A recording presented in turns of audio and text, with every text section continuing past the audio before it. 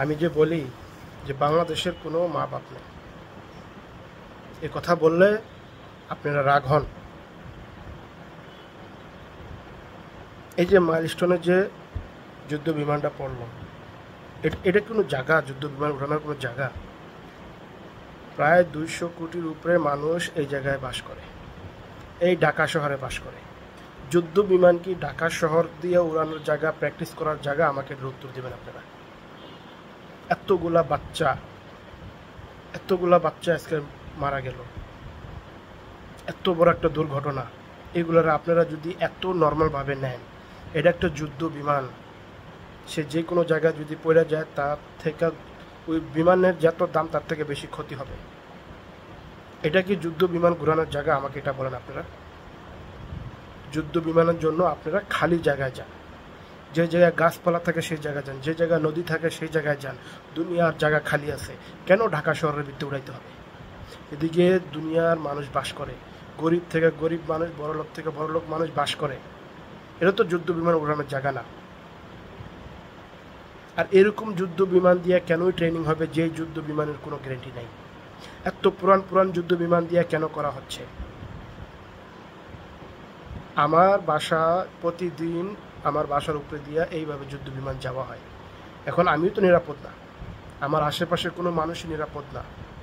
এরকম যদি এক্সপিয়ার বিমান আপনারা উড়ান ইউজ করেন যুদ্ধ বিমানের ট্রেনিংয়ের জন্য, তাহলে আমাদের মতন মানুষ যারা ঢাকা শহরে বাস করে তাদের তো ঘুম হারাম।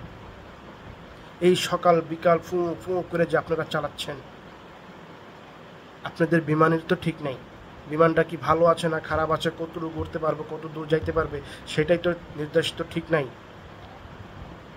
এটা কি উড়ানোর আগে তার কি চেক আপ করা হয় না? এ টু জেড সব কিছু চেকিং করার তারপরে তো উড়ার কথা। ঠিক আছে, ঢাকা শহরে উড়ানো হচ্ছে, কিন্তু তার চেক ইন করার পরেই তো উঠতে হয়। সব কিছু সেফটি থাকার পরে তো সে উঠবে। এই পাইলট নাকি ওনার শেষ ট্রেনিং ছিল, ওনার শেষ ট্রেনিং ওনার লাইফের শেষ দিন করে গেল, এবং সাথে কতগুলো যান নিয়ে গেল। এটি কোন রকমের ট্রেনিং? আর যুদ্ধ বিমান কেনই ঢাকা শহরের ভিতরে উঠতে হবে?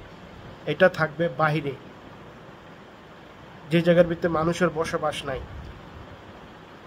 এটা মানুষের জায়গায় যদি পড়ে, তাহলে এইভাবে যদি পড়ে তাহলে কত ক্ষতি হচ্ছে, কত ছোট ছোট বাচ্চাদের জান গেছে, কত মানুষ, কত মাদের বুক খালি হয়ে গেছে।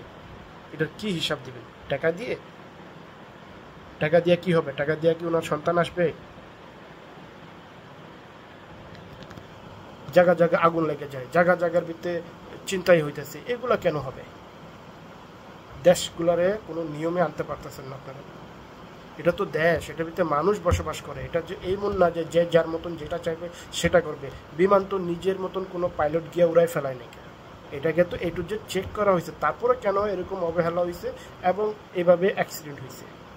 কি কারণ? কোন সালের বিমান এটা? এইসব বিমান কি এখনো ইউজ করা যাওয়ার মতন আছে কি না?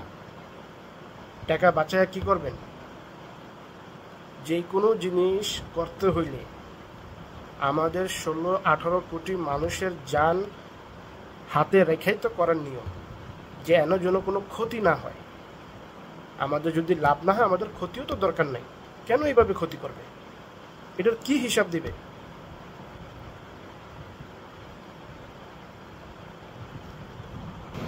মাইলস্টোন এটা কোনো ছোটো মোটো স্কুল না, এটার ভিতরে দুনিয়া থেকে বড় বড় মানুষ পড়াশোনা করে, প্রচুর পোলা পাইন এদিকে পড়াশোনা করে। আর যুদ্ধ বিমান ওড়ানোর একটা টাইম থাকবে, একটা নির্ধারিত টাইম থাকবে। আমি একটা জিনিস দেখছি, বাংলাদেশের ভিতরে কোনো জিনিসের টাইম টেবিল নেই। রাস্তাঘাটের ভিতরে কোন সময় কোন জিনিস চলাফেরা করবে, আসমানে কোন জিনিস কোন সময় চলাফেরা করবে, সব কিছুর একটা নির্ধারিত টাইম থাকবে। ওই টাইম অনুযায়ী চলাফেরা করবে, উড়া করবে, যাই করবে সব কিছু একটা টাইম অনুযায়ী করবে। এবং কোন জিনিস কোন জায়গায় উঠতে হবে, কোন জায়গায় সেফটি হবে, সেটা বুঝা করতে হবে। এত ঘনবসতি ঢাকা শহরের ভিতরে উপরে দিয়ে যদি আপনারা এইভাবে ফ্ল্যাট চালান আর একটার পর একটা যদি ফালান, তাহলে কেমন হবে? এত অবহেলা তো ঠিক না। এখন যার যার কাছে সম্ভব আছে, আমার এই মেসেজ যদি আপনারা পান, আপনারা নেগেটিভ রক্ত যাদের আছে, বি নেগেটিভ, এ নেগেটিভ, ও নেগেটিভ, তারাই চেষ্টা করেন ঢাকা মেডিকেল যে কোনো আশেপাশে মেডিকেলে গিয়ে যোগাযোগ করতে। B positive, B negative, B পজিটিভের রক্তের অভাব নেই, কিন্তু বি নেগেটিভ যেই রক্তের সংকট থাকে, যেই রক্ত কম পাওয়া যায়, সেই রক্তের মানুষরা একটু চেষ্টা করবেন যেন গিয়ে আপনারা একটু রক্ত দেন, অন্তত এইভাবে সাহায্য করেন।